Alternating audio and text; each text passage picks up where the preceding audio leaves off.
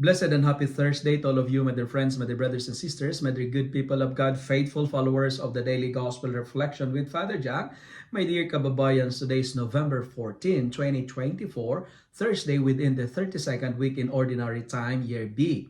Our Gospel for today is from the beautiful and the wonderful account of the Gospel of Luke, chapter 17, verses 20 to 25.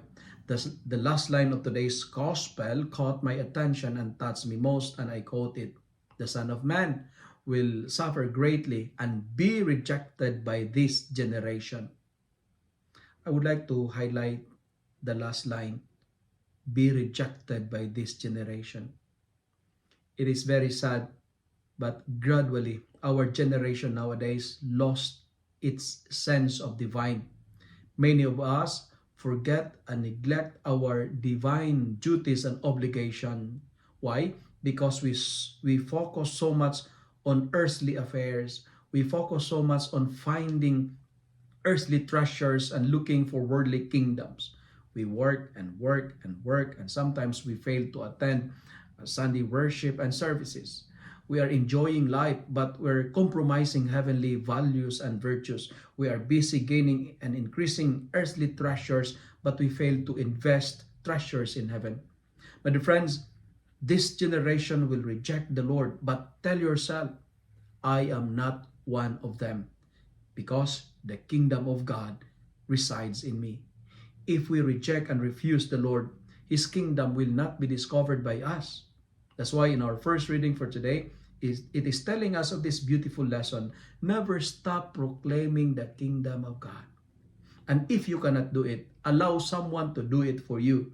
If you cannot make it because someone or something prevented you, ask someone to find your own Onesimus to do the job. And that's what St. Paul did. St. Paul was imprisoned, but his imprisonment does not stop him to encourage those who lost their hope, those who lost their faith and enthusiasm. Perhaps in our life, there are things, there are moments, there are factors in our life where somewhat prevents us or imprison us to make the kingdom of God be known. But like St. Paul, find ways. Never give up. Do not allow your sickness prevent you to become an effective missionary. Do not allow your weakness, your sins, your wrong opinions, or the opinions of others hinder you to become an instrument of God to others. Never allow the opinion of others prevent you from becoming an effective evangelizer. Strive to do your best even if you are surrounded by beasts.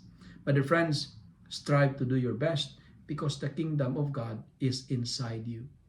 Again, if you cannot make it because someone prevented you to proclaim the kingdom of God, ask someone to find your own Onesimus to do the job.